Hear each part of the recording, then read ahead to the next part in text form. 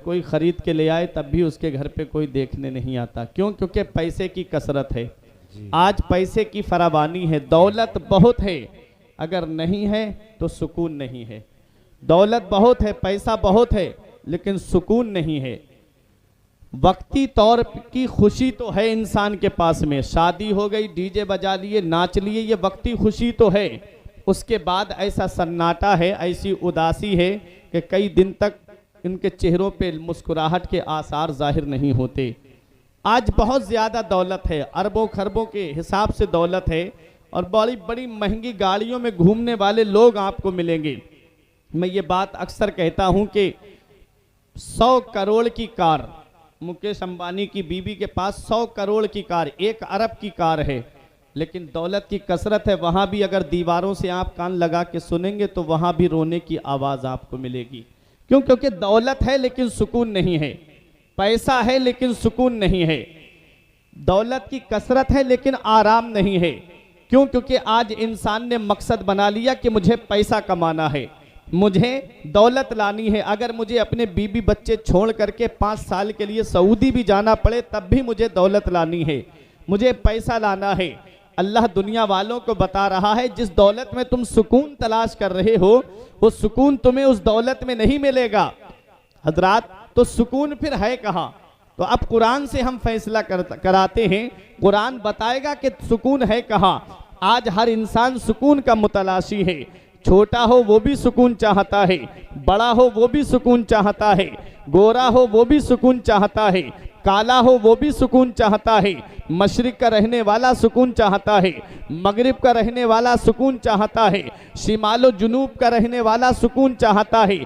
आज हर इंसान सुकून का मुतलाशी है। सुकून है कहाँ? किसी ने कहा सुकून उसके पास है जिसके पास पैसा है, सुकून उसके पास है जिसके पास में दौलत है। शहर के सबसे बड़े अमीर से पूछा, तेरी अमीरी का चर्चा है, तेरी रईसी का चर्चा है, तेरे जगह जगह प्लाट पड़े हुए हैं, तेरे अकाउंट दौलत से भरे हुए हैं, बता क्या तू सुकून में है? उसने कहा मौलाना, जब तक दौलत नहीं आई थी कुछ गनीमत थी, जब से दौलत आई है, जब से पैसा आया है, यही डर लगा रहता है कहीं कोई मेरा पैसा चुरा के ना ले जाए, कहीं ये मेरी दौलत खत्म ना हो जाए। पता चला दौलत में सुकून नहीं। किसी ने कहा सुकून उसके पास है जिसके पास में पावर है, जिसके पास में इक्तिदार है, जिसके पास हुकूमत की कुर्सी है। शहर के सबसे बड़े लीडर से पूछा, बता तेरे पास पावर है, इक्तिदार है, हुकूमत की कुर्सी है, क्या सुकून में है? उसने कहा ये कुर्सी जब से मेरे पास आई है यही चिंता लगी रहती है, यही टेंशन लगी रहती है, मैं परेशान फिर रहा हूँ, कहीं ऐसा ना हो कि 5 साल के बाद में मेरी ये कुर्सी किसी और के पास चली जाए। पता चला पावर में सुकून नहीं, पता चला इक्तिदार में सुकून नहीं। किसी ने कहा सुकून उसके पास है जिसके पास जवान औलाद है। एक ऐसे भाई से बात की जिसके 3-3 बेटे जवान थे, तेरे पास जवान औलाद है, क्या सुकून में है? उसने कहा मौलाना, जब तक औलाद नहीं थी कोई आलिम नहीं छोड़ा जिससे औलाद के लिए दुआ ना कराई, कोई हाफिज नहीं छोड़ा जिससे औलाद के लिए दुआ ना कराई, आस्तानों की खाक छानी थी तब दुआ की थी, तब ये मेरे घर में जाकर के फूल खिले थे, और जब से मेरे बेटे जवान हुए हैं और जब से मोबाइल चला है अब तो ये मोबाइल में लगे रहते हैं। कभी कभी ऐसा होता है इस औलाद की वजह से बदनामी की दहलीज तक पहुंच जाता हूं। पता चला औलाद में सुकून नहीं, दौलत में सुकून नहीं, पावर में सुकून नहीं, इक्तिदार में सुकून नहीं, तो फिर सुकून है कहां? तो आओ कुरान से पूछते हैं, ऐ कुरान तू बता सुकून है कहां? तो कुरान जवाब देता है, अला कान खोल के सुन लो, दौलत में सुकून नहीं, पावर में सुकून नहीं, इक्तिदार में सुकून नहीं, हुकूमत की कुर्सी पे सुकून नहीं, बेज़िक्रिल्लाही तत्मइन्नुल कुलूब। कान खोल के सुन लो, अगर दिलों को चैन मिलता है तो अल्लाह के जिक्र से मिलता है, दिलों को आराम मिलता है तो अल्लाह के जिक्र से मिलता है। ना दौलत से, ना दुनिया से, ना घर आबाद करने से, ना दौलत से, ना दुनिया से, ना घर आबाद करने से तसल्ली दिल को मिलती है, खुदा को याद करने से तसल्ली दिल को मिलती है, खुदा को याद करने से। हजरात, दिलों को सुकून अल्लाह के जिक्र से मिलता है। बहुत गौर से सुनिएगा, आज अपना अपना इलाज करा के जाइएगा। हजरात, दिलों को चैन अल्लाह के जिक्र से मिलता है, लेकिन मिलता क्यों है? सुने, दिलों को चैन अल्लाह के जिक्र से मिलता है, लेकिन मिलता क्यों है? ये उलमाए किराम बैठे हैं, मैं इनके सामने बड़ी जिम्मेदारी से बोल रहा हूं। इंसान को अल्लाह ने पैदा किया है तो दो चीज़ों से मुरक्कब किया है, एक है जिस्म और एक है रूह। जिस्म को अल्लाह ने चार चीज़ों से पैदा किया है, आग, पानी, मिट्टी, हवा। और रूह को अल्लाह ने कैसे पैदा किया है मैं अभी आपको बताता हुआ चल रहा हूं। मैं आपको गौसे आजम की सीरत पे लेकर के आ रहा हूं, बहुत गौर से सुनिएगा प्यारे मुसलमानों।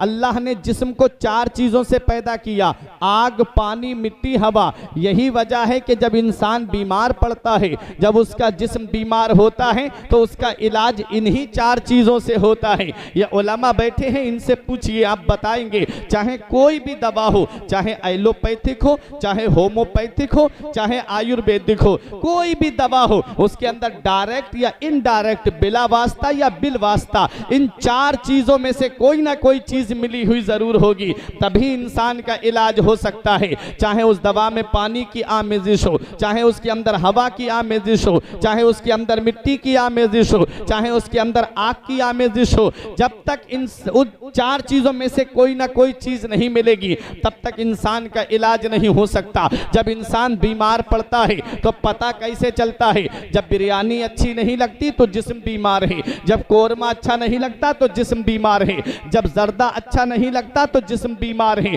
पता चला जब दस्तरखान अच्छा नहीं लगता तो जिस्म बीमार है, और जब जिस्म बीमार होता है तो इलाज दवा के जरिए होता है। ये तो पता चल गया कि जब जिस्म बीमार होता है तो इलाज दवा से हो जाता है, और जब रूह बीमार होती है तो उसका इलाज कैसे होता है? अब आप कहोगे भाई कैसी बात कर रहा है ये मौलाना, इंसान का वजूद एक है, जात एक है, और उसमें दो चीजें बीमार पड़ रही हैं, जिस्म अलग बीमार हो रहा है, रूह अलग बीमार हो रही है। हाँ प्यारे मुसलमानों, मैं कुरान से साबित कर सकता हूं कि इंसान का जिस्म अलग बीमार होता है और रूह अलग बीमार होती है। जब जिस्म बीमार होता है तो इलाज दवा से हो जाता है, और जब जिस्म बीमार होता है तो पता चल जाता है जब खाना अच्छा नहीं लगता, दस्तरखान अच्छा नहीं लगता तो उसका जिस्म बीमार है, और जब रूह बीमार होती है तो उसका पता कैसे चलता है? तो सुनो, जब नमाजों में दिल नहीं लगता तो रूह बीमार है, जब रोजे रखना अच्छा नहीं लगता तो रूह बीमार है, जब मालिक निसाब होने के बावजूद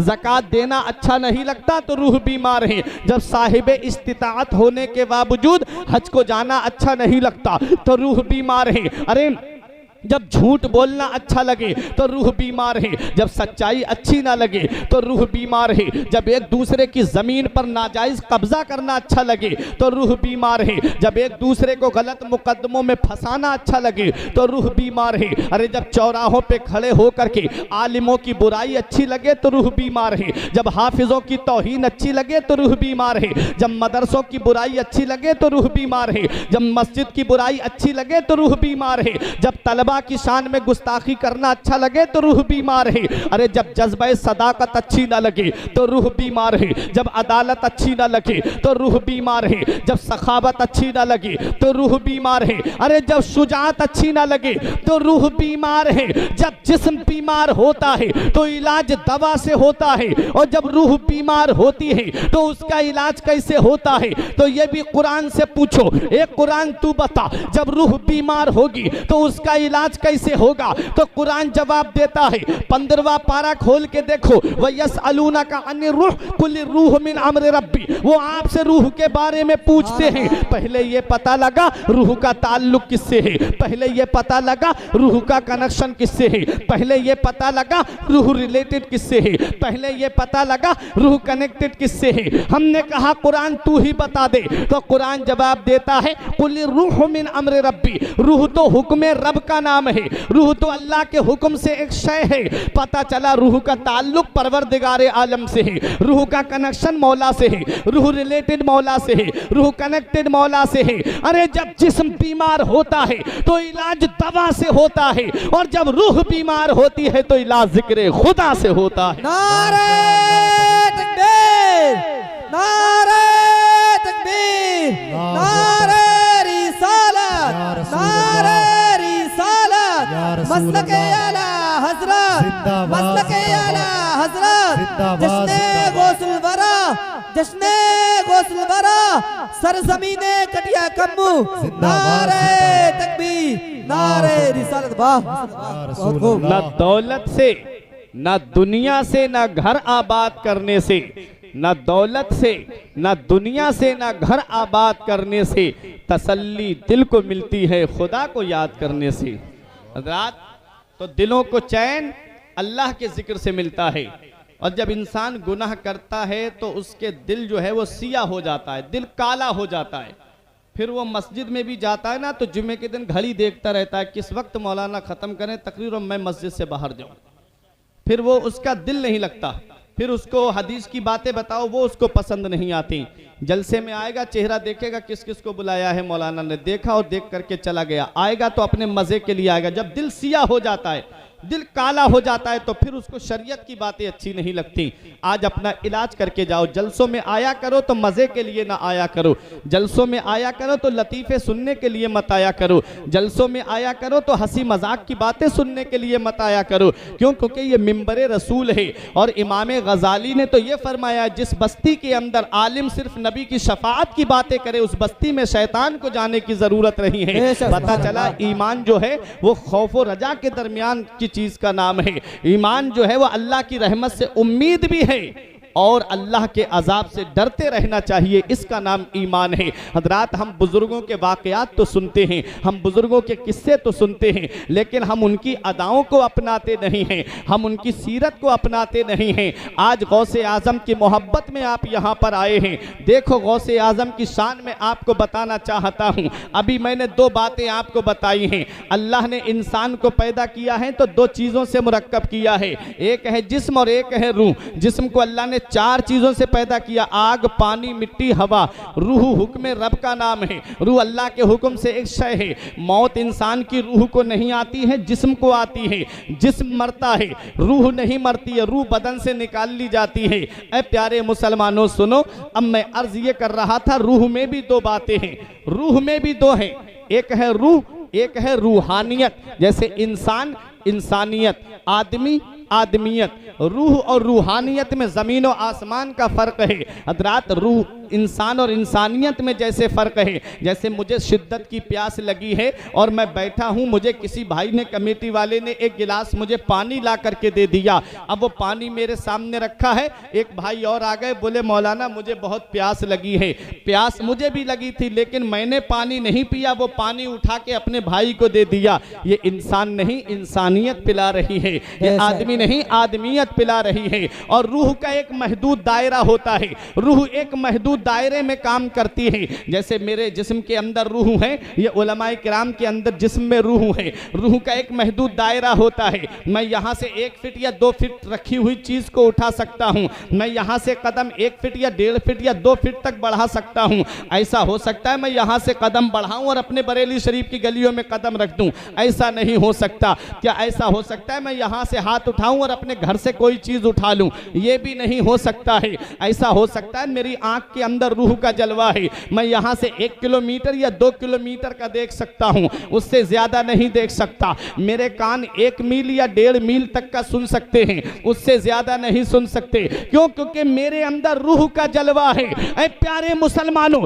जिसके अंदर रूह होती है वो एक महदूद दायरे में काम करता है। और अल्लाह जिसे रूह के साथ रूहानियत अता फरमाता है वो माँ के शिकम में होते हैं तो लौहे महफूज पे चलने वाले कलम की आवाज को सुन लिया करते हैं। जिनके अंदर रूहानियत का जलवा होता है वो कहते हैं कि नजर तो इला बिलादिल्लाही जमा का खरदालतिन अला हुक्म इत्तिसाली। मैं अल्लाह के तमाम शहरों को ऐसे देख रहा हूँ जैसे कोई अपनी हथेली पर राई के दाने को देख रहा है। जिसे अल्लाह रूहानियत अता करता है उसका नाम मिटता नहीं। जिसे अल्लाह रूहानियत देता है उसका नाम लोगों के दिलों में रहता है, उसका नाम लोगों के दिलों में जिंदा रहता है। आज हमने अपना मिशन पैसा बना लिया, आज हमने अपना मिशन जो है वो दौलत को बना लिया। आज मुझे पैसा चाहिए, अगर कहीं की जमीन बेचना पड़े तो बेच दूंगा, मुझे पैसा चाहिए। अगर मुझे घर बार छोड़ करके बाहर जाना पड़े लेकिन मुझे पैसा चाहिए। आज हमारे पास भी औलाद है लेकिन क्या वजह है? ये अल्लाह वाले भी औलाद वाले थे। इनकी वजह क्या है कि ये पूरी दुनिया में आज मशहूर हैं। गौसे आजम तो बगदाद में है, गरीब नवाज तो अजमेर में है, साबिर कलियर में है, बाबा फरीद पाक पटन शरीफ में है, सैयद सालार मसूद गाजी बहराइच शरीफ में है, आला हजरत बरेली शरीफ में है। ये दुनिया के हर कोने पे तो नहीं गए हैं, लेकिन आज हर कोने पे इनका नाम लिया जा रहा है। आज पूरी दुनिया में इन बुजुर्गों को याद किया जा रहा है। बगदाद के गौसे आजम तो बगदाद में है और आज कटिया कम्मू में उनका जिक्र हो रहा है, उनका नाम लिया जा रहा है। क्या वजह है? मैंने आलम तसव्वुर में अर्ज किया, मेरे गौस हमसे तो एक बीबी नहीं संभाली जाती, आपकी तो 4-4 बीबियां थी। ऐ मेरे गौसे आजम, आपकी औलाद भी काफी थी, लेकिन क्या वजह है आज हमारे यहाँ पर औलाद है? आज का इंसान कहता है मुझे पैसा चाहिए ताकि मेरी औलाद की पढ़ाई हो जाए, मुझे दौलत चाहिए ताकि मेरे घर में सुकून आ जाए, मुझे रुपया चाहिए ताकि मेरे घर के अंदर चैन और सुकून का माहौल बन जाए। ऐ मेरे गौस, आपके पास भी औलाद है, आपके पास भी बीबियां हैं है, तो गौसे आजम की रूहानियत ने जवाब दिया कुरान की आयत पढ़ करके। आज हमने तो अपना मिशन पैसा बना लिया, नमाज छोड़ दी लेकिन मुझे पैसा मिलना चाहिए, रोजे नहीं रखे लेकिन पैसा मिलना चाहिए। मेरे गौस की रूहानियत ने जवाब दिया कुरान की आयत करीमा पढ़ करके, मन यत्तकिल्लाह यजअल लहू मखरजन व यरज़ुक़हु मिन हैसु ला यहतसिब। जो अल्लाह से डरता है अल्लाह उसके लिए निजात का रास्ता निकाल देता है और ऐसी जगह से रोजी देता है जहां से बंदे का वहमो गुमान भी नहीं। सुभान अल्लाह, बेशक सुभान अल्लाह। वजह यह है हम दुनिया वालों की तरफ रगबत करने लगे और मेरे गौस ने उस रब की बारगाह की तरफ रगबत की, मेरे गौस ने उस रब की बारगाह की तरफ रुजू किया जिस रब ने गौसे आजम को पैदा किया, सारे इंसानों को पैदा किया है। खुदा को भूल गए लोग फिक्रे रोजी में, खुदा को भूल गए लोग फिक्रे रोजी में, ख्याल रिज्क है रज़्ज़ाक का ख्याल नहीं। बेशक सुभान अल्लाह, सुभान अल्लाह। अपने बुजुर्गों की सीरत को पढ़ा और इधर सुना और उधर निकाल दिया, लेकिन आओ गौसे आजम की सीरत देखो। मैंने रूहानियत पे बात की थी, रूहानियत जिसे मिलती है उसका मकाम क्या होता है। कौन गौसे आजम है? 470 या 71 हिजरी को कस्बा जीलान के मोहल्ला नीफ में पैदा हुए और रिवायतों में नैफ है। हजरत हुजूर गौसे पाक रजी अल्लाह ताला अन्हु 18 साल तक कस्बा जीलान के कुर्ब जवार में तालीम हासिल करते रहे। 470 में पैदा हुए और 488 हिजरी में आप बगदाद पहुंचे हैं। सुने गौसे आजम की शान। एक दिन अपनी माँ के पास आए और आकर के बोले, अम्मी आज मैं जब मदरसे से आ रहा था तो मैंने एक बैल की पूंछ पकड़ी तो उसने मुझे इंसानी आवाज़ में कहा, अब्दुल कादिर तुम्हें खेलने कूदने के लिए पैदा नहीं किया है, तुम्हें अल्लाह ने किसी और काम के लिए पैदा किया है। अम्मी अब इजाज़त दे दो, मैं बगदाद जाना चाहता हूँ इल्म हासिल करने के लिए। बाप का साया तो पहले ही सर से उठ गया था, नाना भी रुखसत हो चुके थे, माँ की उम्र 78 साल की हो गई है गौसे आजम की। जरा सोचे तो सही, 78 साल जिस माँ की उम्र हो गई हो उसे जवान बेटे के सहारे की कितनी ज़रूरत पड़ती है, कितनी ज़रूरत होती है उसे जवान बेटे के सहारे की कि मेरा बेटा मेरे पास रहे ताकि मेरे बुढ़ापे में मेरा सहारा बन जाए, मेरे बुढ़ापे में मेरा बेटा मेरी लाठी है।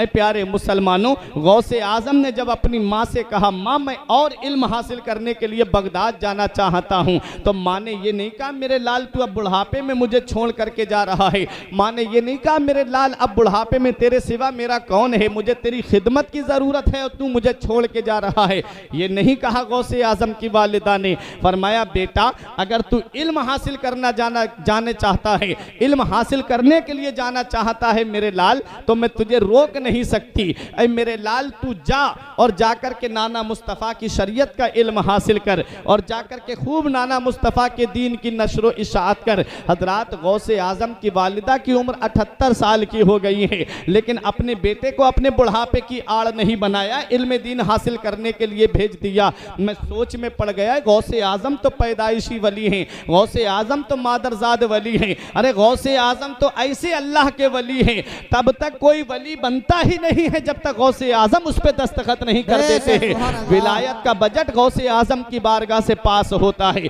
तब कहीं जाकर के किसी को विलायत मिलती है। गौसे आजम जब पैदाइशी वली हैं तो गौसे आजम को इल्म हासिल करने की क्या ज़रूरत थी, क्या ज़रूरत थी बगदाद जाकर के इल्म हासिल करने के दौरान इतनी परेशानियां उठाने की। आज हम वाकयात तो सुनते हैं कि गौसे आजम मुर्ग तनावुल करते थे, गौसे आजम ने ये कर दिया, गौसे आजम ने ये काम कर दिया, लेकिन कभी दौरान तालिबे इल्मी पे हम गौर नहीं करते गौसे आजम के। मेरे गौस ने कितनी परेशानियां उठाई हैं तालिबे इल्मी के ज़माने में। मेरे गौस फरमाते मैंने दरख्तों के पत्ते खा खा करके गुजारा किया है। मेरे गौस फरमाते जब मैं इल्म हासिल कर रहा था तो मैंने दरख्तों की छाले खा खा करके गुजारा किया है। मेरे तालिबे इल्म यहाँ पर बैठे हुए हैं, मैं सबकी तवज्जो चाहता हूँ। गौस की कभी कभी मदरसे में जा करके गौसे आजम की इस हिस्ट्री को पढ़ लिया करो। आज मदरसों का हाल भी हो गया है, तालिबे इल्म आता है अगर एक वक्त का खाना सही से न मिले फौरन घर पे फोन करके कह देता है मैं मदरसे में आया हूँ, मुझे तो खाना भी सही से नहीं मिल रहा है। काश तालीम हासिल करने के लिए जो इंसान आता है वो कभी भी ऐसे जुमले घर वालों को नहीं बताता जिससे घर वालों का भी हौसला टूट जाए कि बेटा जब तू भूखा है तो वापस आ जा।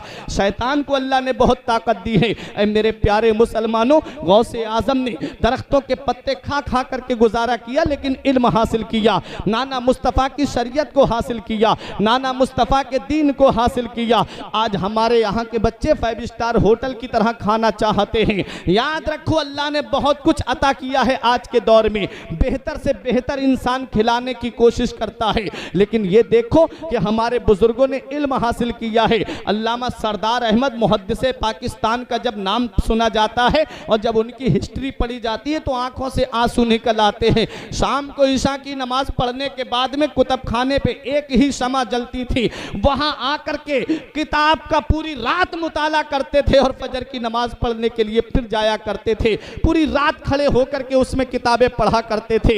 ये हमारे बुजुर्ग हैं, तभी तो आज इनका नाम पूरी दुनिया में लिया जा रहा है, तभी तो आज इनका जिक्र पूरी दुनिया में किया जा रहा है।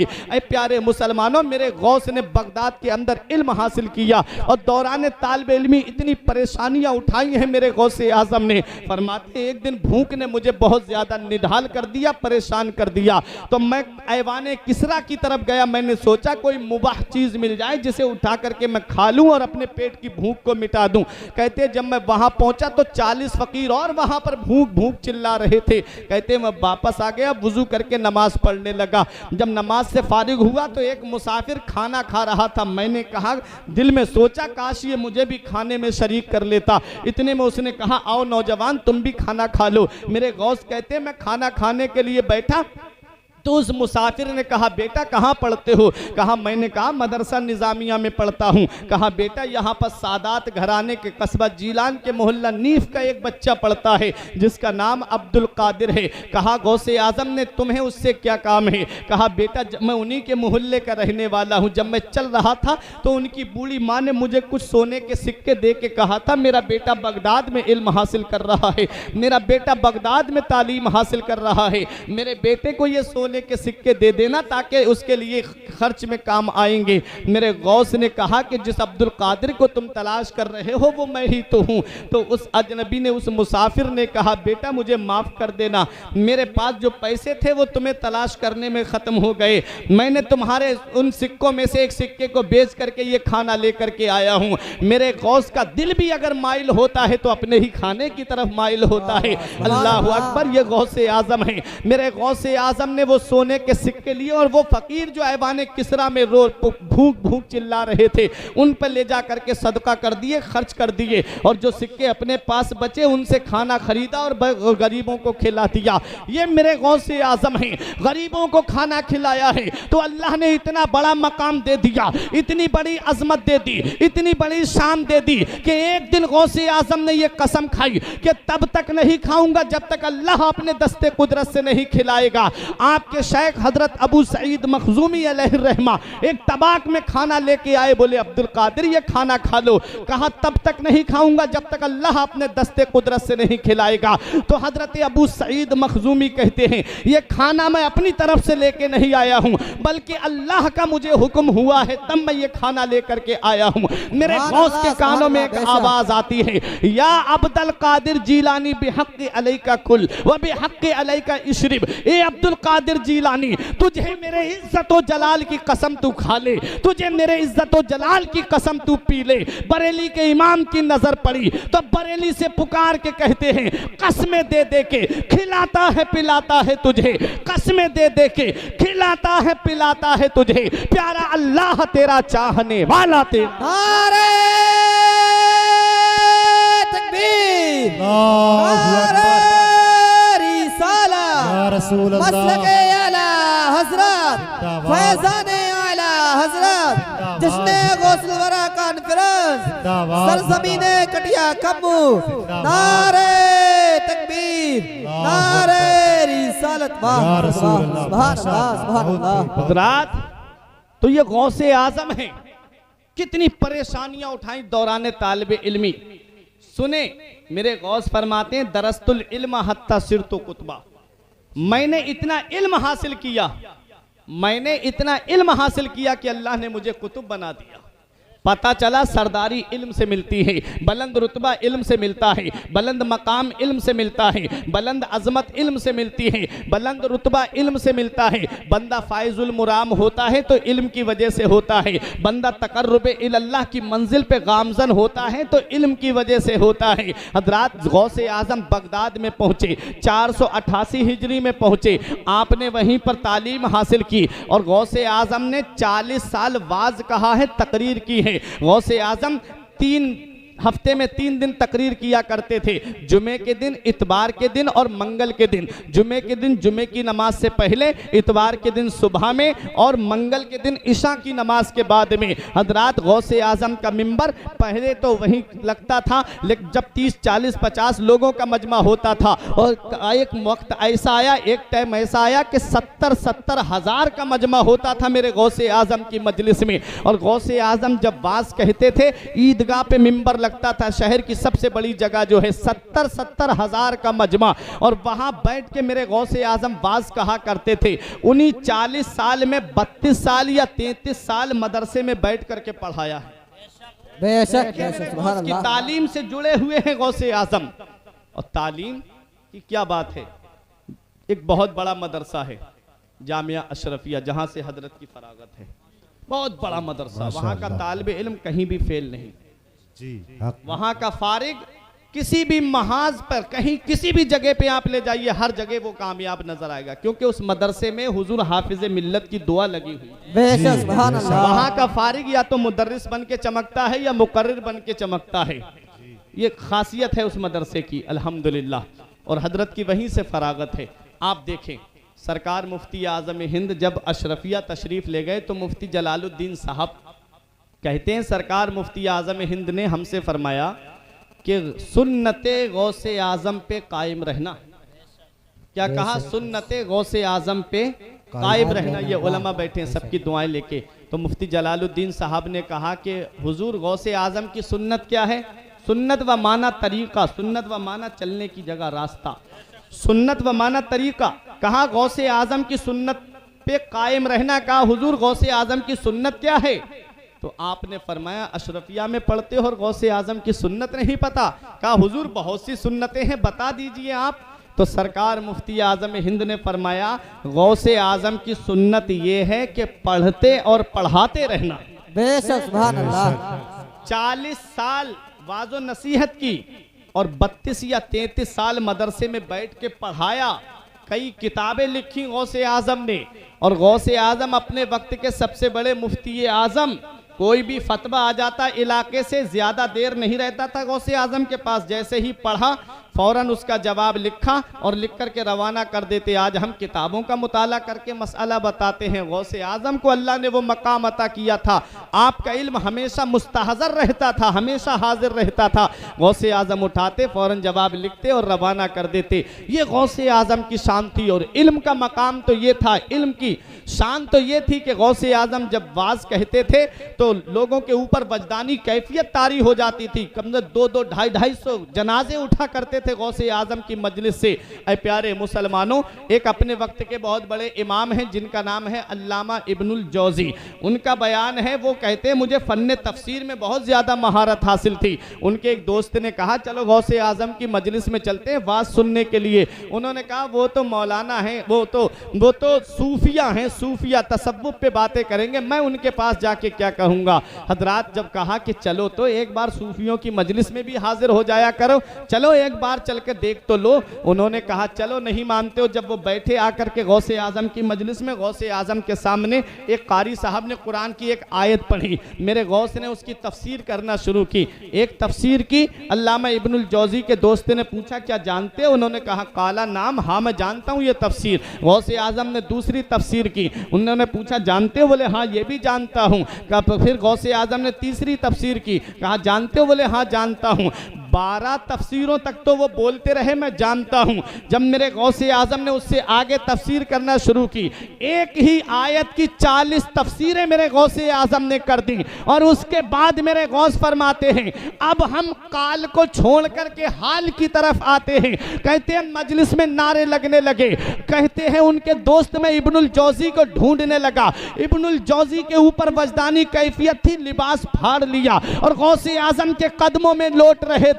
मेरे गौस के कदमों में लौट के कह रहे थे ऐ मेरे गौसे आजम, मैं आपका मर्तबा जान गया हूँ, मैं आपकी शान को जान गया हूँ। मेरे इमाम की नजर पड़ी तो बरेली से पुकार के कहते हैं सर भला क्या कोई जाने के है कैसा तेरा, सर भला क्या कोई जाने के है कैसा तेरा, औलिया मलते हैं आंखें वो है तलवा तेरा। नारे तकबीर, अल्लाहु अकबर, नारे तकबीर, अल्लाहु अकबर, नारे रिसालत, या रसूल अल्लाह, जश्ने गौसुल बरा, जिंदाबाद, जिंदाबाद, जश्ने गौसुल बरा, जिंदाबाद, मौलाना फुरकान मंजरी, जिंदाबाद, मौलाना जिंदाबाद, फुरकान मंजरी, जिंदाबाद, जिंदाबाद, नारे तकबीर। अल्लाहु अकबर। हजरात, तो ये गौसे आजम है।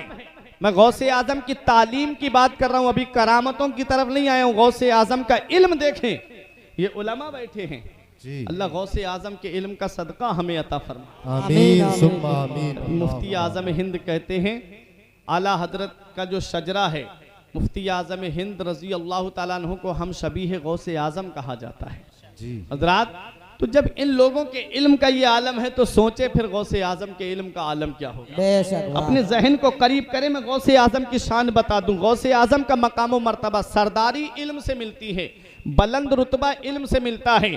आज हमने अपने बच्चों को दीनी तालीम से हटा करके दुनियावी तालीम की तरफ बढ़ा दिया। सोचते हैं कि अगर बच्चा मौलाना बन जाएगा, हाफिज बन जाएगा, आलिम बन जाएगा तो 5-6 हज़ार रुपए की तनख्वाह में कैसे अपने बच्चों का गुजारा करेगा, कैसे उसके घर का खर्च चलेगा। हाँ हाँ, हमने भी देखा है।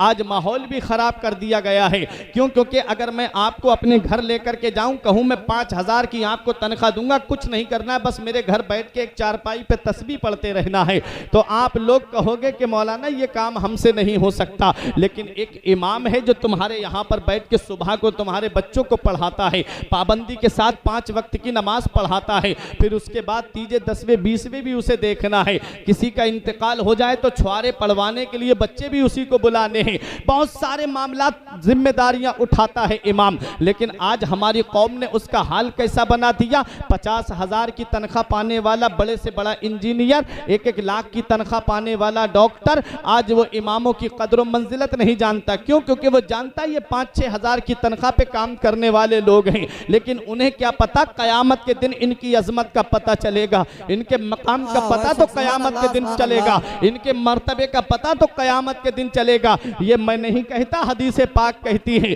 बात आ गई ज़िम्न में इल्म के ताल्लुक से बात चल रही है तो बताता हुआ चलूं। इस हदीस के रावी हजरत अब्दुल्ला इब्ने उमर हैं। कहते हैं युकालु ले साहिबिल कुरान, अल्लाह क़यामत में हाफिज़ कुरान से कहेगा इक़रा वर्तक़ी व रत्तिल कमा कुंता तुरत्तिलु फ़िद दुनिया, तू कुरान की तिलावत कर और आराम आराम से पढ़, ठहर ठहर के पढ़ और तजवीद के साथ पढ़। फ़इन्ना मंज़िलका इंदा आखिर आयतिन तक़रऊहा, तू कुरान की तिलावत करता जा, मेरी जन्नत में तेरा ठिकाना सबसे आखिरी वाली आयत होगी। मतलब क्या है? मतलब ये है क़यामत के दिन हाफिज पढ़ेगा बिस्मिल्लाह बिस्मिल्लाहिर्रहमानिर्रहीम, एक दर्जा जन्नत में बुलंद हो जाएगा, पढ़ेगा अल्हम्दुलिल्लाहि रब्बिल आलमीन, दूसरा दर्जा बुलंद हो जाएगा, पढ़ेगा मालिक यौमिद्दीन, तीसरा दर्जा बुलंद हो जाएगा, पढ़ेगा पूरे कुरान की तिलावत करेगा। पूरे कुरान में उलमा फरमाते 6666 आयतें हैं जिन आलिमों की आज कोई इज्जत नहीं करता, जिन हाफिजों की आज इज्जत नहीं करते, उनका मकाम और मर्तबा हदीस पाक कहती है वो जन्नत में आम आदमी से 6666 दर्जे बुलंदो वाला होंगे। बेशक सुभान अल्लाह, वाह सुभान मत अल्लाह, का सुभान पता अल्लाह। कयामत के दिन चलेगा। रोजी देने वाली जात अल्लाह की है, पैसा देने वाली जात अल्लाह की है, रुपया देने वाली जात अल्लाह की है, सरमाया देने वाली जात अल्लाह की है। हमने 50-50 हजार की तनख्वाह पाने वालों को रोते हुए देखा है कि हमारे घर के खर्चे पूरे नहीं होते, हमारे घर के अखराजात पूरे नहीं होते। और देख लो मेरी कौम की मस्जिद के इमाम को कि 5000 की तनख्वाह पाता है, घर वाले भी सुकून से रहते हैं, वो भी सुकून से रहता है, और जब बड़े से बड़ा लीडर ऐसा लिबास नहीं पहनता जो मेरी कौम की मस्जिद का एक इमाम ऐसा लिबास पहनता है। वजह क्या है? वजह ये है मन यत्तकिल्लाह यजअल लहू मखरजन व यरजुकहु मिन हैसु ला यहतसिब, जो अल्लाह से डरता है अल्लाह उसके लिए निजात का रास्ता निकाल देता है और उसे ऐसी जगह से रोजी देता है जहां से बंदे का वहमो गुमान भी नहीं होता। रोजी देने वाली जात अल्लाह की है, पैसा देने वाली जात अल्लाह की है, सरमाया देने वाली जात अल्लाह की है। ऐ प्यारे मुसलमानों, ये आलिम ये हाफिज वो है कि जिनको रोजी मेरा रब देता है, तुम्हें भी रोजी मेरा रब देता है, लेकिन वो रोजी जो हलाल कमाई की होती है अल्लाह उसमें इतनी बरकत देता है कि नस्लें खाती हैं तब भी वो रोजी खत्म नहीं होती। बेशक बेशक सुभान अल्लाह। मेरे गौस इल्म हासिल करने बगदाद गए, इल्म हासिल किया, इल्म से सरदारी मिलती है, इल्म से बुलंद रुतबा मिलता है, इल्म से बुलंद मकाम मिलता है। इसलिए मेरे भाइयों अपने बच्चों को दीनी तालीम की तरफ रग़बत दिलाओ, अपने बच्चों को दीनी तालीम दो। मैं ये नहीं कहता इंजीनियर मत बनाओ, प्रोफेसर मत बनाओ, डॉक्टर मत बनाओ, मैं ये नहीं कहता, पहले अपने बच्चों को आलिम दीन बना दो, पहले अपने बच्चों को हाफिज कुरान बना दो, अपने बच्चों को पहले इतना इल्म दे दो कि अपनी ज़रूरत के मसाइल वो किताबों से हल कर ले, ताकि वो जब एक डॉक्टर बने तो डॉक्टर बाद में बने, पहले एक दीनदार बने, प्रोफेसर बने तो प्रोफेसर बाद में बने, पहले एक दीनदार आदमी बन जाए। क्यों? क्योंकि दीन की तालीम होगी तभी दर्द होगा, और दीन की तालीम होगी तभी उस डॉक्टर के पास दर्द होगा कि कैसे मुझे जिंदगी गुजारनी है, कैसे मुझे अपने जिंदगी के तरीके गुजारने हैं। हजरात, तो मैं अर्ज ये कर रहा था, बात तालीम की चल रही थी, गौसे आजम के इल्म की चल रही थी। मेरे गौस ने 32 या 33 साल मदरसे में बैठ करके पढ़ाया है।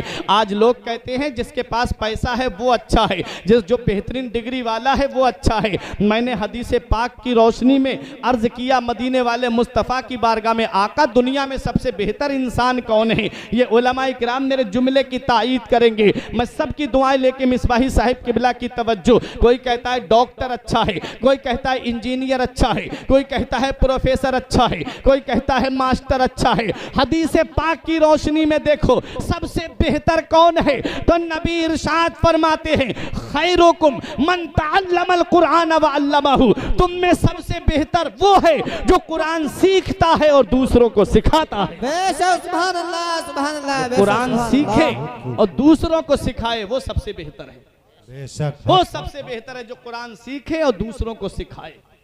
और ये एक बीमा है, कुरान सिखाना ये एक बीमा है। जैसे बीमे का नहीं देखते हो, एक आदमी दूसरे को जोड़ ले, वो दूसरे को जोड़ ले, वो दूसरे को जोड़ ले, फिर बेनिफिट ऊपर जाता है, होता है कि नहीं होता है, चैन जुड़ती जाती है। कुरान पाक को पढ़ाने वाला एक आलिम ने कुरान पढ़ा दिया, मिसाल के तौर पे मिसबाही साहिब किबला ने कुरान शरीफ पढ़ा दिया एक बच्चे को, वो पढ़ा, वो पढ़ करके मदरसे से फारिग होके आया, अब वो मस्जिद में पहुंचा, उसने 5 को कुरान शरीफ और पढ़ा दिया, उन 5 ने और को पढ़ा दिया। मिसबाही साहब ने एक को पढ़ाया था, वो जिसको कुरान पढ़ाया था वही कयामत के दिन बख्शिश का जरिया बन जाएगा, इतना सवाब मिलेगा। ये कुरान की तालीम है। प्यारे मुसलमानों, गौसे आजम ने पहले इल्म हासिल किया, दरस्तुल इल्म हत्ता सिरतु कुतबा, मैंने इल्म हासिल किया, अल्लाह ने मुझे कुतुब बना दिया। और गौसे आजम की वालिदा ने ये नहीं कहा बेटा बुढ़ापे में छोड़ के जा रहा है मुझे, मैं किसके सहारे पे रहूंगी, बेटा 78 साल मेरी उम्र हो गई है, मेरे जिस्म की हड्डियों ने जवाब दे दिया, कमजोरी और नकाहत का आलम है, अब छोड़ के जा रहा है। ये नहीं कहा गौसे आजम की वालिदा ने, माँ चाहती तो बेटे को अपने पास रोक लेती। गौसे आजम तो पैदाइशी वली थे, लेकिन नहीं, माँ ने दुनिया की उन औरतों को यह पैगाम दे दिया, देखो मैं बुढ़ापे की दहलीज पे पहुंचने के बावजूद अपने बेटे को दीनी तालीम से नहीं रोक रही हूं। तुम भी अपने सीनों पे पत्थर रख लेना, अपने जिगर के टुकड़ों को पढ़ने के लिए भेज देना। ये बच्चे पढ़ गए तो कयामत के दिन तुम्हारी बख्शिश का जरिया बन जाएंगे। हजरात, माँ बाप जो होते हैं वो अल्लाह की अजीम नेमतों में से एक नेमत होते हैं। अब मैं अपनी तकरीर को इख्तिताम की तरफ लेकर के आ रहा हूँ। गौसे आजम की वालिदा ने ये नहीं कहा बेटा मैंने तुझे अपना खून जिगर पिलाया था, अब तू मुझे छोड़ के जा रहा है। बेटा मैंने तुझे 9 महीने अपने शिकम में रखा था, तू अब मुझे छोड़ के जा रहा है। अरे माँ बाप के इतना बड़ा एहसान है औलाद के ऊपर। माँ का एहसान तो इतना बड़ा है कि 3 एहसान माँ ने ऐसे कर दिए हैं औलाद के ऊपर कि औलाद पूरी जिंदगी माँ के लिए खिदमत के लिए वक्फ कर दे, तब भी वो माँ के एहसान का बदला नहीं चुका सकती। क्यों? क्योंकि 3 एहसान ऐसे हैं माँ के।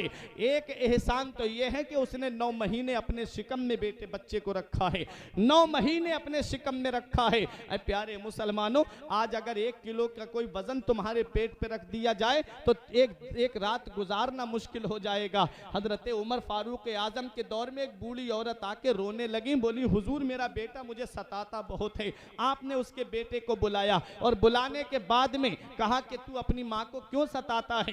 कुछ नहीं बोला। आपने एक किलो या 2 किलो का पत्थर उसके पेट पे बांध दिया और कहा सुन ले, ये मेरा हुक्म है, ये मेरा आर्डर है, खाना खाएगा तब भी ये पत्थर तेरे पेट पे रहेगा, अगर तू हाजत से जाएगा तब भी ये पत्थर तेरे पेट पे बंधा रहेगा, तू लेटेगा सोएगा तब भी ये पत्थर तेरे पेट पे रहेगा, ये पत्थर तेरे पेट से हटना नहीं चाहिए। जब वो घर पे गया तो एक दिन काटना दुश्वार हो गया, रोने लगा। सुबह को माँ से बोला अम्मी बहुत तकलीफ हो रही है, ये पत्थर उमर फारूक आजम से कह के हटवा दो।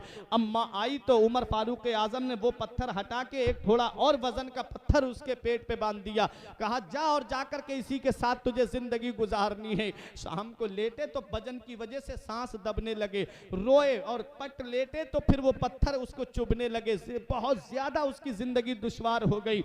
एक रात काटना दुश्वार हो गया। माँ से कहता है माँ तेरे हाथ जोड़ता हूं, तू कहेगी तभी ये मेरे तकलीफ को दूर कर सकते हैं। हजरात, जब माँ ने रो करके कहा उमर फारूक आजम से आका मैं अपने बेटे की गलती को माफ कर रही हूं, मुझसे ये परेशानी उसकी देखी नहीं जा रही है, हुजूर ये पत्थर उसके पेट से हटा दीजिए। उमर फारूक आजम ने पत्थर हटाया और हटाने के बाद में कहा अरे नादान, तुझे 1-2 किलो का 3 किलो का पत्थर अपने पेट पे एक दिन काटना दुश्वार हो गया, तेरी माँ ने तो तेरा वजन 9 महीने अपने शिकम में रखा था, तेरी माँ ने 9 महीने तुझे अपने शिकम में रखा, कैसे उसने खाना खाया होगा, कैसे वो रात को लेटी होगी, कैसे उसने घर के काम काज किए होंगे, झाड़ू भी लगाना है इसी वजन के साथ में, कपड़े भी धोना है इसी वजन के साथ में, खाना भी बना करके घर वालों को खिलाना है इसी वजन के साथ में, तू 1-2 किलो का पत्थर नहीं उठा पाया और तेरी माँ ने 9 महीने तुझे अपने शिकम में रखा था।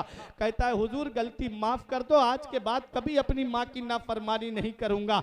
तो मैं अर्ज ये कर रहा था कि माँ के 3 एहसान तो ऐसे हैं औलाद के ऊपर के पूरी जिंदगी उनका बदला औलाद नहीं दे सकती। सबसे पहला एहसान ये है कि उसने 9 महीने अपने शिकम में औलाद को रखा है। और जब दूसरा एहसान ये है कि जब बच्चे को वो जन्म देती है और जब बच्चा पैदा हो जाता है तो ऐसा है जैसे औरत को दोबारा से जिंदगी मिल गई।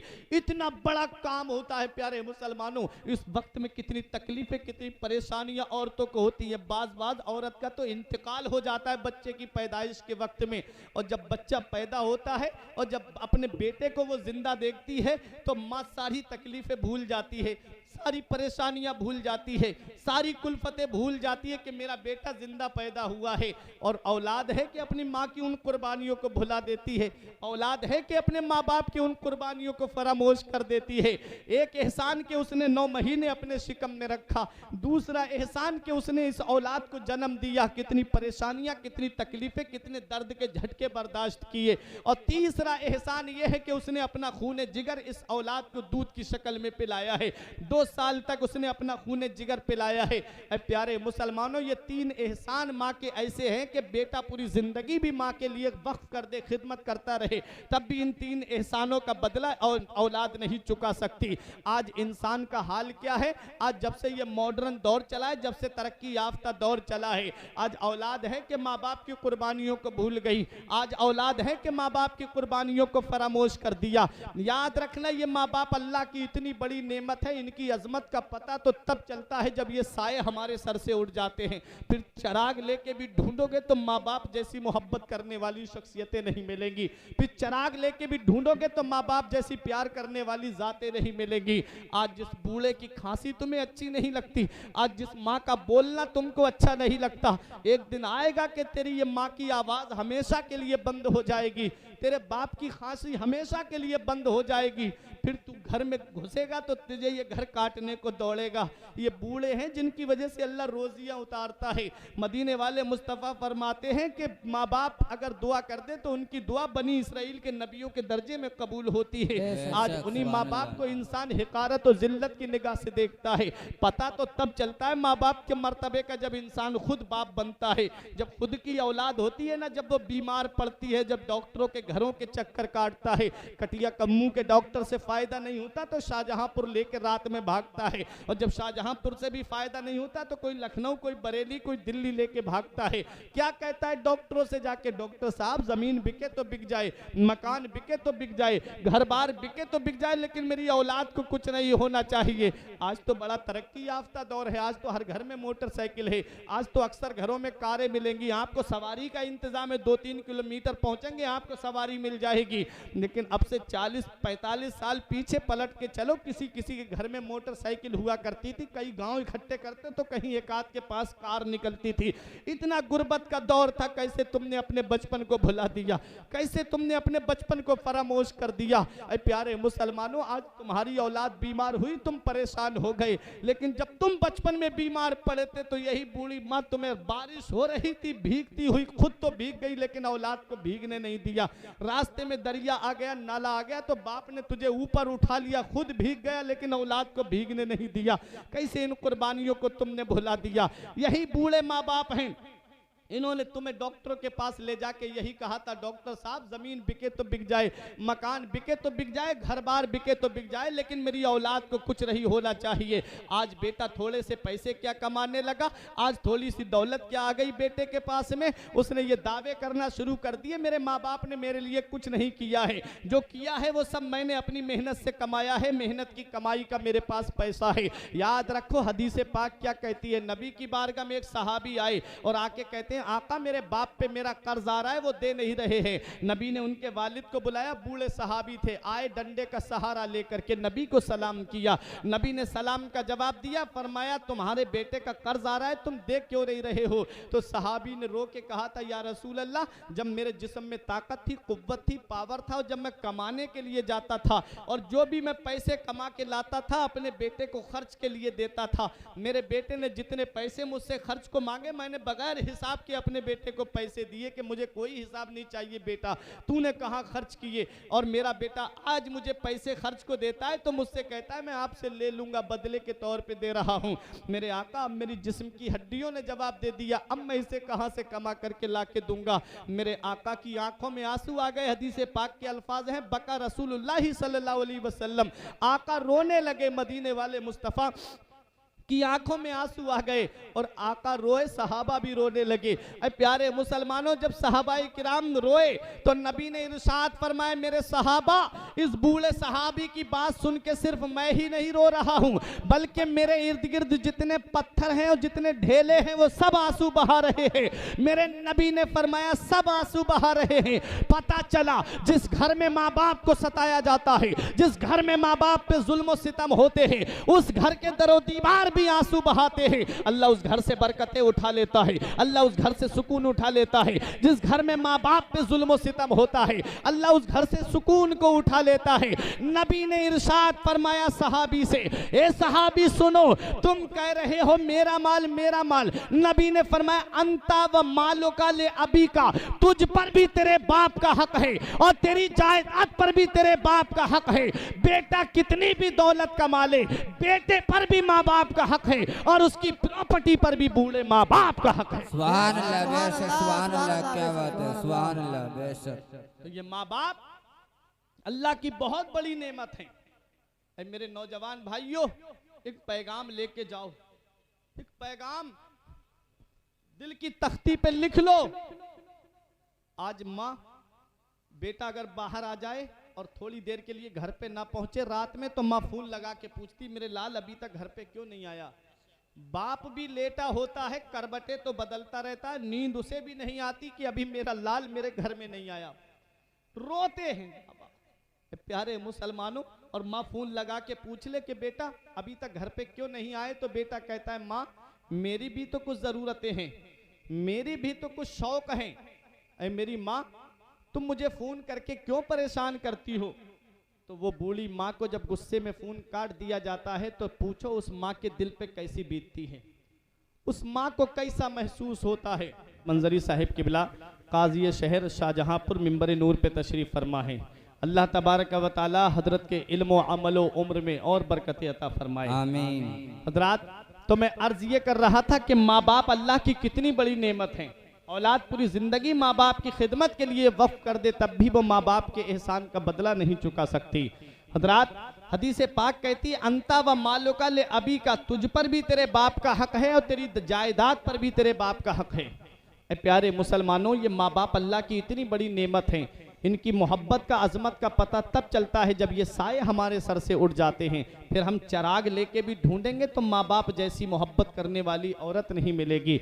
आज हम अपने घर की बात बताते हैं। अल्लामा साहिब किबला मिंबर नूर पे तशरीफ फरमा है। एक बहुत ज़रूरी बात बताता हूँ, ये उलमा जानते हैं, ये सब अल्हम्दुलिल्लाह जलसे जुलूस से जुड़े हुए हैं, ये जानते हैं कि कभी कभी ऐसा होता है कि प्रोग्राम करके हमको रात में जाना पड़ता है। कभी रात के 2 बजे पहुंच रहे हैं, कभी 3 बजे पहुंच रहे हैं, कभी सुबह 4 बजे पहुंच रहे हैं। जलसे करके क्या पता किस वक्त तकरीर कराई, क्या पता किस वक्त हम पहुंचे। कभी सवारी नहीं मिलती, कभी इंतज़ाम नहीं हो पाता। रात बेरात हम टाइम बे टाइम अपने घर पे पहुंचते हैं। अल्हम्दुलिल्लाह बीबी है लेकिन मोहब्बत का दावा करती है, बच्चे हैं मोहब्बत का दावा करते हैं। लेकिन हमने अपनी ज़िंदगी का जायज़ा लिया है कि माँ बाप कितनी बड़ी अल्लाह की नेमत हैं। प्यारे मुसलमानों, जब रात में 2 बजे 3 बजे घर पे पहुंचते, दरवाजे का जब घर का दरवाज़ा खटखटाते हैं तो बीबी मोहब्बत का दावा तो बहुत करती है, लेकिन ऐसे कोहरे कोहरे वाली रात में, सर्दी की रात में बीबी की आवाज़ नहीं आती है। दरवाज़ा खोलने के लिए अगर सबसे पहले आवाज़ आती है तो वो या तो माँ की आवाज़ आती है या बूढ़े बाप की आवाज़ आती है कि बेटा अभी दरवाज़ा खोलने के लिए आते हैं। इनकी कुर्बानियों को कैसे इंसान फरामोश कर देता है। एक बार माँ ने कहा था ईद पर मेरे बेटे को नए कपड़े चाहिए, तेरे बाप ने ओवर टाइम करके जा करके मजदूरी करके रिक्शा चला के मजदूरी करके तेरे लिए ईद पर नए कपड़े बना करके दिए। आज वही बेटा जवान हो गया, थोड़े पैसे क्या कमाने लगा, दौलत थोड़ी सी हाथ में क्या आ गई, उसके बच्चे शॉपिंग मॉल से कपड़े खरीदे, बेहतरीन शोरूम से अपने बीबी बच्चों के लिए कपड़े लेकर के आए, और बूढ़े माँ बाप झोपड़ी में रह करके बैठ करके अपने बच्चों का चेहरा देख रहे हैं। तेरे बच्चे ईद के दिन सेवई खाएं और तेरे माँ बाप बैठ करके तेरे बच्चों का चेहरा देखें। क्या इसी दिन के लिए माँ बाप औलाद को जवान करते हैं? क्या इसी दिन के लिए माँ बाप औलाद को बड़ा करते हैं? क्या जवाब दोगे कयामत में रब की बारगाह में जाकर के, मेरे रब ने तुमसे पूछ लिया मैंने माँ बाप की नेमत तुझे दी थी, बता उनके साथ क्या सुलूक करके आया? क्या कहोगे? घर से बिस्तर माँ बाप का बाहर करके आए हैं, खुद तो एयर कंडीशन रूम में रहते हैं, जाड़ों में तुम्हारे कमरे में हीटर का इंतजाम है, रूम गर्म होने का इंतजाम है, और ये बूढ़े माँ बाप है जो टीनों में रह करके ठिठरते रहते हैं पूरी रात बैठ के, लेकिन कभी औलाद के लिए बद्दुआ नहीं करते। गर्मी में तेरे कमरे में एसी लगी है, कूलर का इंतजाम है, और बूढ़े माँ बाप हैं कि हाथ वाले पंखे से हवा करके अपने पूरे शब रोज को गुजार रहे हैं। क्या जवाब दोगे कयामत के दिन? क्या इसी दिन के लिए माँ बाप ने तो पूरी जिंदगी तुम्हारे लिए वक्फ कर दी, और एक औलाद है कि जवान हुई तो औलाद ने माँ बाप का बिस्तर घर से बाहर कर दिया। हर चीज का हिसाब कयामत के दिन देना है। पहली मोहब्बत है माँ बाप की दुनिया में जो बदला मांगती है। अगर तुम अपने माँ बाप के साथ भलाई करोगे तो तुम्हारी औलाद तुम्हारे साथ भलाई करेगी। अगर तुमने अपने माँ बाप के साथ भलाई नहीं की तो ये उम्मीद मत रखना कि बुढ़ापे में तेरी औलाद तेरा सहारा बनेगी। मौलाना रूम फरमाते हैं मसनबी शरीफ के अंदर के एक शख्स कि बीबी ने शिकायत की कि तुम्हारा बाप पूरी पूरी रात खांसता रहता है, इसकी खांसी की वजह से मेरे बच्चों की नींद खराब होती है। ऐसा करो, इसका बिस्तर वहां कर दो जहां पर जानवर बनते हैं, जिसको आज हम लोग सार बोलते हैं। अरे प्यारे मुसलमानों, जानवरों के बंधने की जगह पे बूढ़े बाप का बिस्तर। और उसने बीबी का कहना माना और अपने बाप से कहा, अब्बा तुम चलो, मैं तुम्हारा बिस्तर वहां कर देता हूं जहां अपने घर के जानवर बनते हैं। बाप ने कहा, बेटा किस लिए? कहा, अब्बा जब तुम खांसते हो तो तुम्हारी खांसी की वजह से मेरे बच्चों की नींद खराब होती है, मेरी बीवी सो नहीं पाती। बाप ने कहा, फिर सो जाएंगे बेटा तेरे बच्चे जब मैं यहां से चला जाऊंगा? कहा, हाँ अब्बा, जब खांसी नहीं होगी तो सो जाएंगे। हजरात, उसने अपने वालिद को पीठ पर लिया और बगल में कंबल दबाया। उसका बेटा समझदार था, वो भी साथ साथ चलने लगा। मौलाना रूम जो नतीजा निकालते हैं वो सुनने के काबिल होता है। उसने वहां बिस्तर कर दिया जहां जानवर बनते थे, और जब चलने लगा तो उसके बेटे ने कहा, अब्बा जरा रुक जाओ। बाप को रोका, और रोकने के बाद जो कंबल दादा को ओढ़ने के लिए उसके दिया गया था वो कंबल उठाया और किसी तरीके से उसको दो हिस्सों में फाड़ लिया। एक हिस्सा दादा को दे दिया, एक हिस्सा लेके अब्बा से कहता है, अब चलो। बाप ने कहा, बेटा इतना बेहतरीन लिहाफ घर पे रखे हैं, उनका क्या होगा? बेटा तूने ये कंबल क्यों खराब कर दिया? तो उस बच्चे ने जवाब दिया था, अब्बा आज तुम्हारे वालिद बूढ़े हो गए, तुमने जानवरों के बंधने की जगह पे उनका बिस्तर कर दिया। ये आधा कंबल इसलिए लेके जा रहा हूं, कल जब तुम बूढ़े होगे और जब मैं तुम्हें ला करके ऐसे ही जानवरों के बंधने की जगह पे लिटाऊंगा तब ये आधा कंबल ला करके तुम्हें दूंगा। याद रखना, पहली मोहब्बत है माँ बाप की दुनिया में जो बदला मांगती है। अगर तुम अपने माँ बाप के साथ भलाई करोगे तो तुम्हारी औलाद तुम्हारे साथ भलाई करेगी। अगर तुमने अपने माँ बाप के साथ भलाई नहीं की तो ये उम्मीद मत रखना कि बुढ़ापे में ये औलाद तेरा सहारा बन जाएगी। हदीस पाक कहती है, नबी फरमाते, जिसे ये पता लगाना हो कि उससे अल्लाह और उसका रसूल राजी है या नहीं है तो अपने घर में देख ले। हदीस पाक में नबी फरमाते हैं कि जिसके माँ बाप उससे राजी हैं उससे अल्लाह भी राजी है, उसका रसूल भी राजी है, और जिससे उसके माँ बाप नाराज हैं उससे अल्लाह भी नाराज है, उसका रसूल भी नाराज है। एक सहाबी ने अर्ज किया, आका मेरे माँ बाप का हक क्या है मुझ पे? नबी ने फरमाया, हुमा जन्नतों का हुमा नारों का। तेरे माँ बाप तेरे लिए जन्नत भी है और तेरे माँ बाप तेरे लिए जहन्नम भी है। अगर उनकी खिदमत करेगा तो अल्लाह जन्नत अता फरमाएगा, और नाफरमानी करेगा तो अल्लाह ताला जहन्नम में डालेगा। तो ये माँ बाप है। माँ अल्लाह की बहुत बड़ी नेमत। गौसे आजम रजी अल्लाह ताला अन्हु की माँ ने ये नहीं कहा, बेटा तू बुढ़ापे में मुझे छोड़ के जा रहा है, अब इस वक्त मेरा कौन सहारा बनेगा? 78 साल की उम्र हो चुकी है माँ की, जिस्म की हड्डियों ने जवाब दे दिया, कमजोरी का आलम है। उस आलम में, बुढ़ापे के आलम में भी अपनी औलाद को अपने बुढ़ापे की आड़ ना बनाया, बल्कि कहा, मेरे लाल तू इल्म हासिल करने जाना चाहता है तो जा, इल्म हासिल कर, नाना मुस्तफ़ा की शरीयत को आम कर, नाना मुस्तफ़ा के दीन को हासिल कर। और गौसे पाक रजी अल्लाह ताला अन्हु ने जब रुखसत हो रहे थे तो जानते थे कि अब माँ का चेहरा देखने को नहीं मिलेगा, और तारीख में आता भी है कि गौसे आजम ने उसके बाद अपनी माँ का चेहरा नहीं देखा। गौसे आजम बगदाद में थे, माँ का इंतकाल हो जाता है। इल्म हासिल करते रहे, शरीयत का इल्म हासिल किया, अल्लाह ने वो मकाम अता फरमा दिया, वो शान अता फरमा दी कि मेरे गौस फरमाते, नजर तो इला बिलादिल्लाही जमा का खरदालतिन अला हुक्म इत्तिसाली, मैं अल्लाह के तमाम शहरों को ऐसे देख रहा हूँ जैसे कोई अपनी हथेली पर राई के दाने को देख रहा हो। ये मेरे गौसे आजम को इल्म की वजह से मकाम मिला, इल्म की वजह से इतनी बड़ी शान मिली कि मेरे गौस फरमाते हैं, मुरीदी ला तखफ अल्लाह रब्बी अतानी रिफअतन निलतुल मनाली, ऐ मेरे मुरीद मत डर, अल्लाह मेरा रब है। हजरात गौसे आजम कहते हैं, मुरीद मेरे मुरीद मुझसे मोहब्बत करने वाले मत डर, अल्लाह मेरा रब है। हमने आलम तसव्वुर में अर्ज किया, मेरे गौस हमारे यहाँ का तरीका तो ये है, हमारे यहाँ का उसूल तो ये है, हमारे यहाँ का रिवाज तो ये है कि अगर प्रधान जी कह दे मत डर तो मतलब है गांव में मत डर, अगर चेयरमैन कह दे मत डर तो मतलब है तहसील में और कस्बे में मत डर, अगर विधायक कहे मत डर तो मतलब है जिले में मत मत डर। अगर सीएम कहे मत डर तो मतलब है कि सूबे में मत डर। अगर पीएम कहे मत डर तो मतलब है मुल्क में मत डर। एक गांव वाला दूसरे गांव वाले से तो डर सकता है, एक कस्बे वाला दूसरे कस्बे वाले से तो डर सकता है, एक जिले वाला दूसरे जिले वाले से तो डर सकता है, एक सूबे वाला दूसरे सूबे वाले से तो डर सकता है, एक मुल्क वाला दूसरे मुल्क वाले से तो डर सकता है। क्योंकि प्रधान की गांव में चलती है, चेयरमैन की कस्बे और तहसील में चलती है, विधायक की जिले में चलती है, सीएम की सूबे में चलती है, पीएम की मुल्क में चलती है। ऐ मेरे गौसे आजम, हम कहां ना डरें? क्या अपने गांव में ना डरें? क्या कस्बे और तहसील में ना डरें? क्या जिले में ना डरें? क्या सूबे में ना डरें? क्या अपने मुल्क में ना डरें? कहां ना डरें? गौस आप फरमाते मुरीदी ला तखफ अल्लाह रब्बी, ऐ मुझसे मोहब्बत करने वाले मत डर। ऐ मेरे गौस कहां ना डरे? तो कसीदा गौसिया पढ़ करके देख लो। मेरे गौस फरमाते हैं तुबूली फिस समाई वल अर्द दुक्कत, ऐ मुझसे मोहब्बत करने वाले तुझे पता नहीं है जिस अब्दुल कादिर का तूने दामन पकड़ा है उसकी बुलंदी के झंडे आसमानों पर भी लहरा रहे हैं, जमीन के ऊपर भी लहरा रहे हैं। मुझसे मोहब्बत करने वाले, ना तुझे जमीन के ऊपर डरने की जरूरत है और ना जमीन के नीचे डरने की जरूरत है। जमील कादरी पुकार के कहते हैं खुदा के फजल से हम पर है साया गौसे आजम का, हमें दोनों जहां में है सहारा गौसे आजम का। मुरीदी ला तखफ कहकर तसल्ली दी गुलामों को, कयामत तक रहे बेखौफ बंदा गौसे आजम। सुभान अल्लाह। बेशक नारे तकबीर, नारे रिसालत, जश्न गौसुल बरा, नारे तकबीर, नारे रिसालत।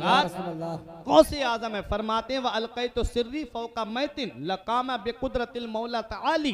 फरमाते हैं अगर मैं अपना राज किसी मुर्दे पे डाल दूं, अगर मैं अपनी तवज्जो किसी मुर्दे पे डाल दूं तो अल्लाह की कुदरत से उठ के खड़ा हो जाए।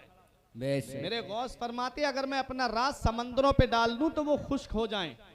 मेरे गौस फरमाते अगर मैं अपना राज पहाड़ों पे डाल दूं तो रेजा रेजा हो जाएं। ये मेरे गौस की शान है। गौसे आजम फरमाते ये महीना तब तक लागू नहीं होता जब तक अब्दुल कादिर से इजाजत नहीं ले लेता।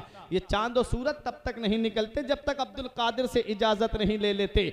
मेरे गौस को वो मकाम अल्लाह ने दिया, वो पावर अल्लाह ने दी। मेरे गौस फरमाते हैं कि मुझसे मोहब्बत करने वाला वहां हो जहां सूरज निकलता है और मैं वहां हूं जहां सूरज डूबता है।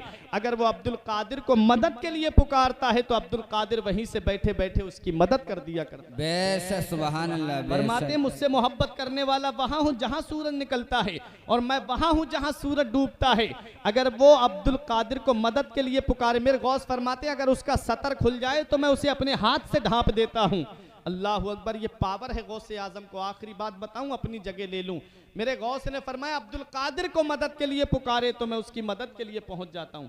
हजरत अल्लामा मंजरी साहब किबला तशरीफ फरमा है, हजरत की दुआएं लेके एक आलिम साहब का मैं वाकया बता दूं जो रियल बात है। आप कहें किताब में दिखा दो, मैं नहीं दिखा पाऊंगा, लेकिन आलिम साहब को आपके सामने लाके खड़ा कर सकता हूं। जुन्नुल मुमिनीना खैरा, मोमिन के बारे में बेहतर गुमान करना चाहिए। आलिम साहब थे, मदरसे में पढ़ाते थे, परहेजगार थे। अब से तकरीबन 40 साल पहले की मैं बात बताता हूँ। बुजुर्ग आलिम दीन हैं। कहाँ? शराबस्ती गोंडा में, जो बहराइच का जिला काट के एक अलग से जिला बनाया गया है, शराबस्ती। शराबस्ती के अंदर एक मदरसा चलता है बहुत आला पैमाने पे। उस मदरसे के अंदर वो आलिम साहब पढ़ाते थे। शाबान में जब मदरसे के बच्चों की छुट्टी हो गई तो बच्चे सब अपने अपने घर चले गए। वो आलिम साहब कहते हैं मैं भी 15 शाबान के बाद निकला, बिहार के रहने वाले थे। कहते हैं मुगल सराय स्टेशन पहुंचा, रात काफ़ी हो चुकी थी और वहाँ पर ट्रेन रुकती है। और रुकने के बाद कहते हैं मुझे भूख बेचैन कर दिया, मैं बहुत ज़्यादा भूखा था। मैंने सोचा स्टेशन के बाहर कोई खाने की चीज़ मिल जाए, मैं उसे खा लूँ और अब आराम से आके बैठ जाऊं। कहते हैं जैसे मैं स्टेशन के बाहर आया तो एक रिक्शे वाला खड़ा था, सुनसान थी, रात अंधेरी थी। कहते हैं उसने मुझसे कहा खाना खाना है? मैंने कहा हाँ भूख लगी है, खाना खाना है। बोला बैठो रिक्शे पे, अभी खिला के लाता हूँ। वो कहते हैं मैं रिक्शे पे बैठा, पहुंचा तो एक बिल्डिंग बनी हुई थी, उसके सामने मुझे उतार दिया। उसमें से एक आदमी आया, मुझसे बोला खाना खाना है? मैंने कहा हाँ। वो आलिम साहब कहते हैं मैं खाना खाने के लिए उसके साथ उसके अंदर गया बिल्डिंग के। कहते सबसे ऊपर मंजिल पे वो मुझे ले गया, कहा बैठो अभी खाना लाता हूँ। कहते हैं वो दूसरे कमरे में गया और एक सालन लेके आया और रोटी लेकर के आया, ला के मेरे सामने रख दी। कहते हैं जब मैंने उसमें एक लुकमा बना के रोटी का उसके अंदर डाला तो मुझे उसमें इंसान की उंगली नजर आई, इंसान की उंगली नजर आई। वो कहते हैं मैं डर गया, इंसान की उंगली और मैं कहाँ फंस गया। उसने दरवाजा लॉक कर दिया अंदर से। देखो मेरे गौस की शान देखो, मेरे गौस का मकाम देखो, मेरे गौस कैसे मदद करते हैं अपने चाहने वालों की। वो आलिम साहब कहते हैं, उसने मुझसे गर्जदार लहजे में, गुस्से वाले लहजे में कहा, खाना क्यों नहीं खाते? वो कहते हैं कि मैं खाना नहीं खाऊंगा, ये इंसान का गोश्त है और मेरी शरीयत में जो है वो इंसान का गोश्त हराम है, मैं नहीं खाऊंगा। उसने कहा, खाओ, आज तुम किसी का खा रहे हो, कल कोई तुम्हारा गोश्त खाएगा। अल्लाह अकबर, इतना सुनना था, एकदम आंखों में आंसू आ गए। उसने कहा, दरवाज़ा लॉक करके कहा कि मौलाना जिसे पुकारना है पुकार लो, अब कोई तुम्हारी मदद के लिए नहीं आएगा। वो कहते हैं कि जब वो गया रूम बंद करके, मैं रोने लगा, और जब मैं रोया तो मैंने बगदाद की तरफ रुक करके कहा, मेरे गौस, आपने फरमाया है कि मैं वहाँ हूँ जहाँ सूरज निकलता है, मुझसे मोहब्बत करने वाला वहाँ हूँ जहाँ सूरज डूबता है। अगर वो अब्दुल कादिर को मदद के लिए पुकारता है, मैं उसकी मदद के लिए पहुँच जाता हूँ। मेरे गौस, मेरी बीवी मेरा इंतजार कर रही है, मेरे बच्चे मेरा इंतजार कर रहे हैं, मेरे घर वाले मेरा इंतजार कर रहे हैं, और मैं किस मुसीबत में यहाँ पर फंस गया हूँ। कहते हैं, मैं रोने लगा, मेरी आंख लग गई। जब मेरी आंख लगी तो मैंने ख्वाब में क्या देखा कि एक बुजुर्ग तशरीफ लाते हैं, एक मिट्टी का ढेला उनके हाथ में था। मुझसे कहते हैं, परेशान क्यों होता है? अरे ये मिट्टी का ढेला जिस ताले पे लगाता जाएगा, ताला खुद ब खुद खुलता चला जाएगा। कहते हैं, मेरी आंख, जब मैंने मिट्टी का ढेला देखा, उन्होंने मुझे मेरे हाथ में मिट्टी का ढेला दिया। मैंने कहा, आप कौन है जो इस परेशानी के आलम में मेरी मदद कर रहे हैं? तो आने वाले बुजुर्ग ने कहा था, अरे मुझे नहीं पहचानता, जिस बगदाद के गौसे आजम को तूने आवाज दी है, वो बगदाद का गौसे आजम मैं ही तो हूँ, वो अब्दुल कादिर जिलानी मैं ही तो हूँ। कहते हैं, मेरी आंख खुली तो जो ख्वाब में मिट्टी का डेला मुझे मेरे गौस ने दिया था, वो डेला मेरे बराबर में रखा हुआ था। मैं जिस ताले पे लगाऊं, ताला खुद ब खुद खुलता चला आए। कहते हैं, मैं आराम से अपनी जगह पे आकर के बैठ गया स्टेशन पर। मेरे गौस का ये मकाम व मर्तबा है, इसीलिए शायर पुकार के कहता है, ये अदाए दस्तगीरी कोई मेरे दिल से पूछे, ये अदाए दस्तगीरी कोई मेरे दिल से पूछे, वही आ गए मदद को मैंने जब जहां पुकारा। सरकार गौसे आज़म, नजरे करम खुदारा, मेरा खाली कांसा भर दो, मैं फकीर हूं तुम्हारा। सुभान अल्लाह, बेशक सुभान अल्लाह। पुकारो तो सही सच्चे दिल से, रस्मी तौर पे नहीं, सच्चे दिल से पुकारो, सच्ची मोहब्बत से पुकारो, सच्चा इश्क दिल में बिठा करके गौसे आजम को पुकारो। मेरे गौस आज भी मदद करते हैं, आज भी मेरे गौसे आजम अपने मानने वालों को, अपने चाहने वालों को आज भी मेरे गौस नवाजते हुए नजर आते हैं। इसीलिए तो शायर ने पुकार करके कहा था, फरिश्तों रोकते क्यों हो हमें जन्नत में जाने से, फरिश्तों रोकते क्यों हो हमें जन्नत में जाने से, ये देखो हाथ में दामन है किसका, गौसे आजम। गौसे आजम के दीवाने हैं, गौसे आजम के मानने वाले हैं। मेरे गौस के वाकयात सुनने वालों, मेरे गौस की सीरत को सुनने वालों, कभी गौसे आजम की सीरत पे, कभी हिस्ट्री पे गौर किया करो। गौसे आजम से इस मोहब्बत का दावा सिर्फ यही नहीं है वाकयात सुन लिए, तकरीर सुन ली, अपने घर पे जाकर के सो गए। मतलब ये होता है बुजुर्गों के वाकयात से कि बुजुर्गों ने क्या काम किया है, हमें भी वही करना चाहिए। बुजुर्गों ने किस चीज का हुक्म दिया है, हमें भी उस काम को करना चाहिए। मेरे गौस की शान ये है कि आपने 40 साल तक इशा के वुजू से फजर की नमाज अदा की है। 40 साल इस हाल में गौसे आजम ने गुजारे, ये पीठ बिस्तर से नहीं लगी थी, पूरी रात अल्लाह की इबादत करते थे, पूरी रात अपने रब को याद करते थे। और 15 साल इस हाल में गुजारे कि पूरी रात में कुरान शरीफ खत्म शरीफ कर लिया करते थे, पूरी रात कुरान की तिलावत करते थे। इस तरह से गौसे आजम ने अपनी जिंदगी को गुजारा।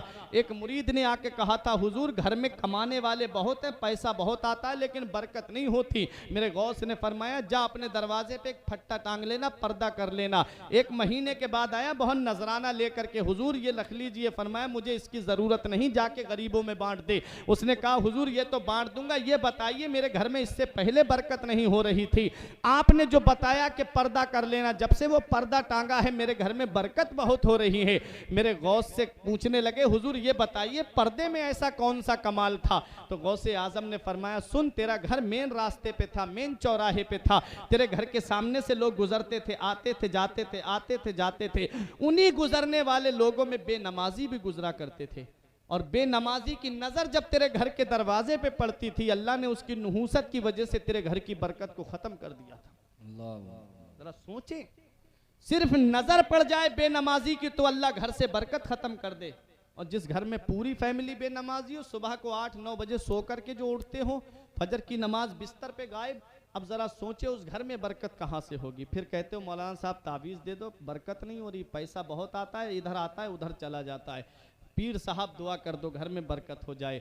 याद रखो बरकत तभी होगी जब तुम्हारे घर के अंदर शरीयत का माहौल होगा, जब शरीयत की पाबंदी होगी घर पे, तभी घर के अंदर बरकत होगी। फजर की नमाज के बाद एक दिन मेरे आका हजरत फातिमा के मकान पे तशरीफ लाए, थोड़ी देर के लिए लेट गई थी, तो मेरे नबी ने हजरत फातिमा के पैर के अंगूठे को पकड़ के हिलाया, इरशाद फरमाया बेटी फातिमा फजर के बाद न सोया करो, अल्लाह फजर के बाद रोजी तकसीम करवाता है। बेशक फजर के बाद अल्लाह रोजी तकसीम करवाता है। ए प्यारे मुसलमानों, सच्चा आशिक गौसे आजम का वही है, सच्चा दीवाना वही है जो नमाज का पाबंद है, सच्चा दीवाना वही है जो गौसे आजम के बताए रास्ते पे चलने वाला है। ये मेरा एक पैगाम था, ये ज़िंदगी सवारिए, दिलशाद कीजिए, लम्हात ज़िंदगी के ना बर्बाद कीजिए। जब मकसद हयात इबादत खुदा की है, पढ़िए नमाज, मस्जिदें आबाद कीजिए। सभी के सामने एक दिन ज़रूर आता है, ये हुस्न फ़ानी है लेकिन गुरूर आता है। किसी क्रीम से पाउडर से कुछ नहीं होता, नमाज पढ़ने से चेहरे पे नूर आता है। बेशक किसी सुभान क्रीम अल्लाह। से पाउडर से कुछ नहीं होता, नमाज पढ़ने से चेहरे पे नूर आता है।